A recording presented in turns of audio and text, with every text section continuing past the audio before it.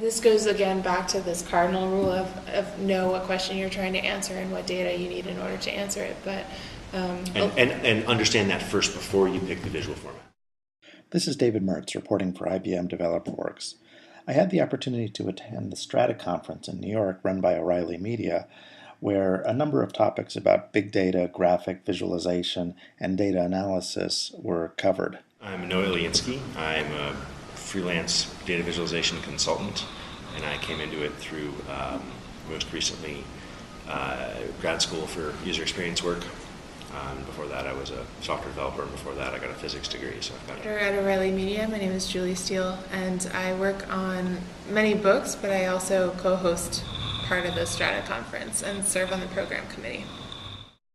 In the second part of my interview with Steele and Noah Iliinsky, I talk further about their book, Designing Data Visualizations, about collaborative processes for making effective visualizations, and about techniques that work. It's a much better book than either of us would have written on our own.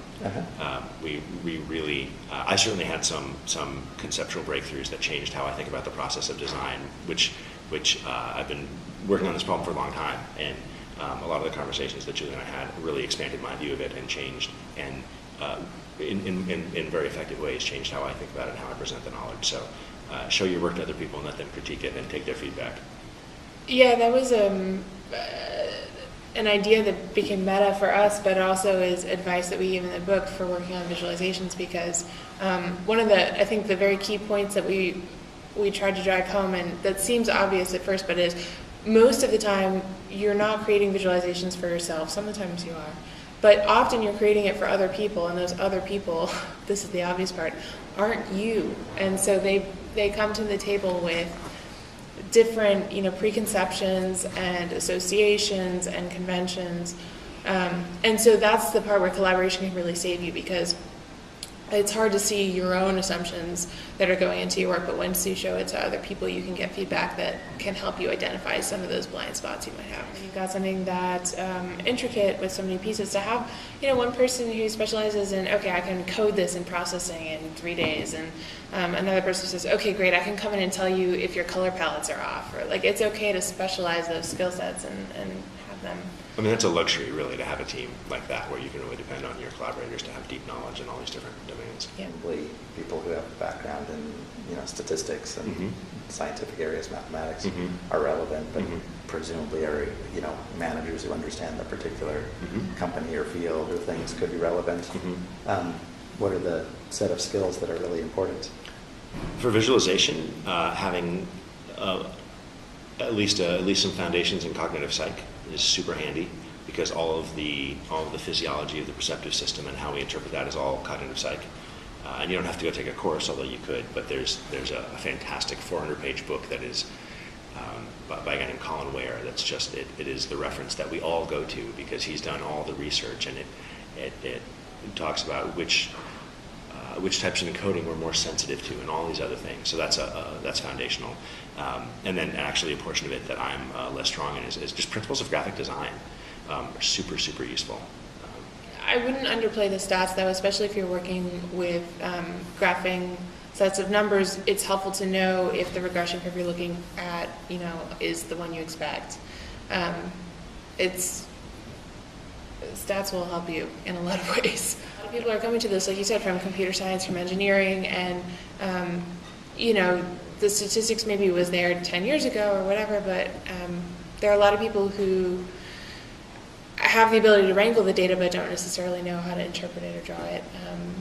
And then again, there are people coming from statistics who don't necessarily have the data architecture background, so people are coming at this from all different directions, and that's part of why we wanted to kind of lay out this process as we saw it and say, look, this is a linear series of steps that you can go through to encode things visually, and that was the contribution we wanted to make. We have a brief discussion of text and typography in the book, but there is so much there. I mean, there are volumes and volumes written on that, but there's a whole study of how you create hierarchies in text and layers of text, so that the eye is drawn to the important things first, and then subsequently to deeper levels.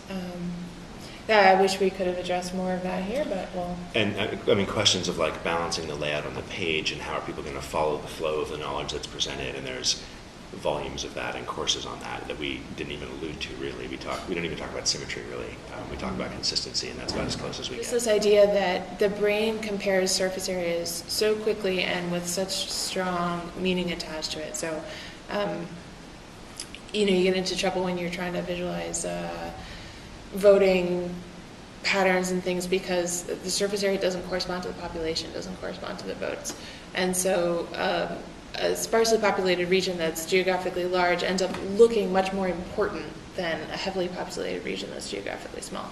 We also ran into this with concentric circle graphs and concentric pie graphs where you're trying to represent percentages of spaces that aren't comparable in terms of their surface area because each concentric ring is relatively larger. And that gets people into trouble. Graphs, which either have or could or should or are available to provide the same kind of identificatory mechanism where the very shape of the graph or some feature of it becomes not just conveying information but becomes part of our identity. Well, color is very powerful in that way. People do identify with colors more strongly with sets of colors. So often if you're showing a political map, you're showing not just the shape of the country, but you're showing it layered in red and blue. Or if you took away the shape of the country, you could still use those red and blue, and people would say, oh, Republicans or Democrats who are from the United States. Or if you were showing some other kind of data and you used red, white, and blue, that would, and so on and so forth for other different kinds of countries and affiliations. There are colors that are associated with different religions and colors that are associated with different other categories of ideology. So Gender, babies, right, pink and blue. Right. That's our nature of color. So color is very strong. Shape can also do the same thing. You think about all the different possible meanings for stars and crescents. At times they are really good because Amanda Cox is a trained graduate level statistician, and they are an organization that is dedicated. It's a journalistic organization. They are dedicated to telling the stories, and so they have this very strong culture of understanding who they're communicating to and being very clear about what they're trying to communicate. So they've really got the rigor skills, and they've really got the focus on their reader skills, and they have real graphic designers and they have real developers, and so they've got these rich skill sets. But to find one individual who is well versed in the statistics, who's well versed in the cognitive psychology, who's well versed in the graphic design, that's rare. That's hard to find. This has been David Mertz reporting from Strata for IBM DeveloperWorks. Please don't make parodies of the periodic table, we beg you. Yeah, that's been done. I've never seen it before. It was- It's really awful. It was subtle in print. It's so terrible. There's also a periodic table of visualization methods. We asked them if we could use it in our book, and they declined because I think They knew they'd done wrong. they